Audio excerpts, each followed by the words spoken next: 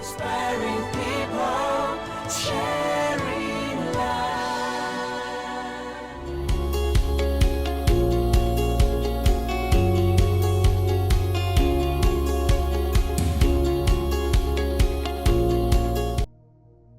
Wherefore, I desire that ye faint not. Listen to what he's saying. The apostle of Jesus is declaring unto us not just a prayer point, but a desire. He has a desire. He has a desire. Paul has a desire. And what is that desire? I desire that ye faint not at my tribulations for you. Please do not faint at my tribulations for you. And this is the reason why you should never faint when I'm being persecuted for you. Which is your glory. Notice the tribulations that Paul is undergoing. These are tribulations according to him.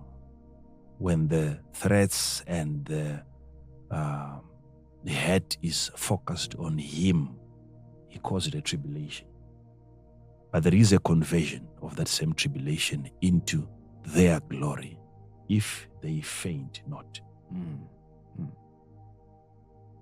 So he's trying to bring them to a place of understanding that what you see happening to me, if that then gets converted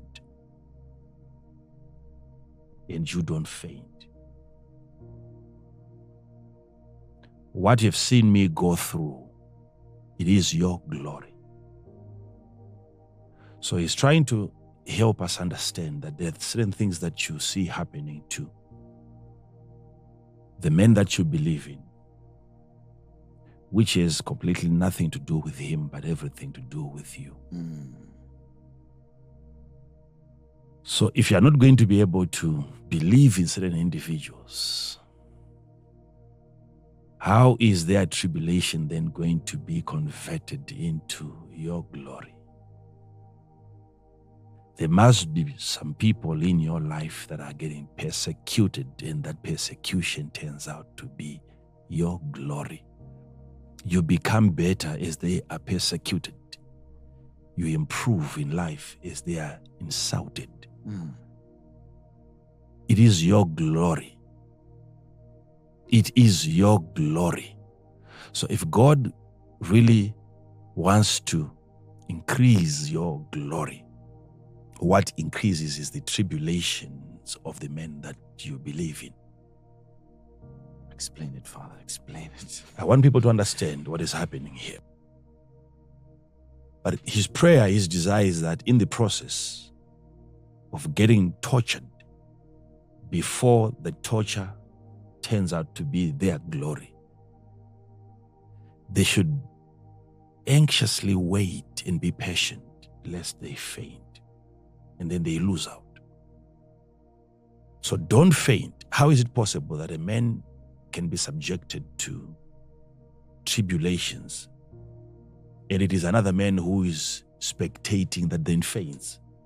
Not the one who is being persecuted. It's amazing.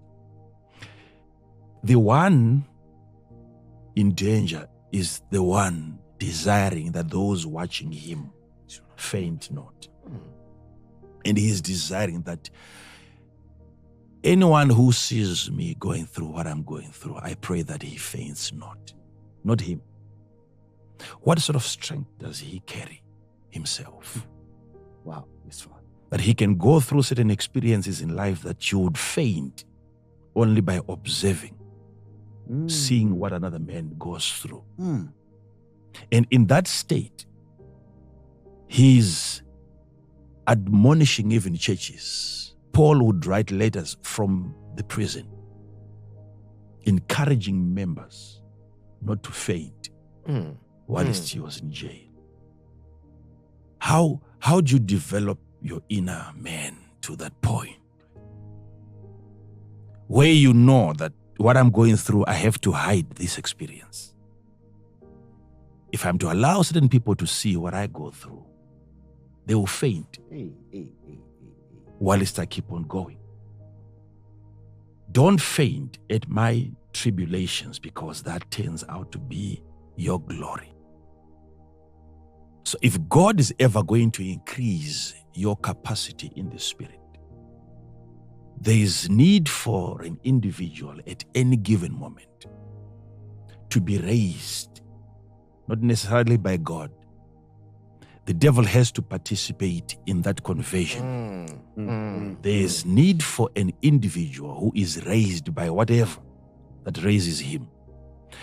And the man and the woman is put on a position to speak against the apostle of God, so that that persecution gets converted into somebody else's glory. I desire that you faint not looking at what I have gone through, because that is thy glory. For this cause, I bow my knees to unto the Father of our Lord Jesus Christ. Our Lord Jesus Christ is a Father, and I bow my knees unto him. Of whom the whole family in heaven, there is a family in heaven and earth, and on earth is named. They are named after that Father. Yes. That he would grant you. So my prayer is that he grants you, he gives you, he offers you. According to the riches now, of whatever his that Father glory. is going to give unto you, it has to be according. The Father will give you according. According to the riches of his glory. So they are riches. And these riches are glorious riches. So he has a storehouse. This Father is rich. He's not a poor Father. People must understand that. When we come to God, we must understand he's a rich Father. That's what Paul is saying. Yes, sir. So there is nothing to do with poverty whatsoever when it comes to this Father. He has got some riches, and these riches are stored in a glorious form. It's a glorious investment.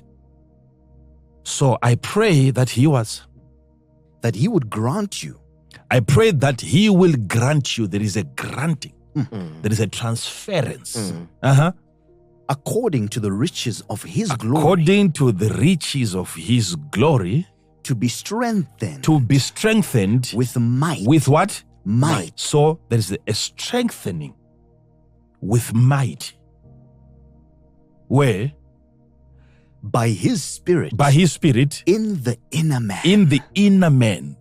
So the Father has a spirit that strengthens us, the inner man. So if you look into his storehouse, apart from every other thing that you see there, there is strength. He strengthens you out of his riches. So he's rich in strength. And then there is the Spirit of the Father that then hands over that strength unto you. And the inner man becomes charged, becomes powerful, becomes strong. And that strength is not something that you derive from something that you cannot understand. It is coming from the riches. He is rich when it comes to strength. He is rich. Our Father is rich when it comes to strength. So Paul is just telling you that this is what has happened to me. This is why what I'm going through can never break me, because I've received from his riches strength. And that strength is so glorious. Emmanuel Makandiwa, inspiring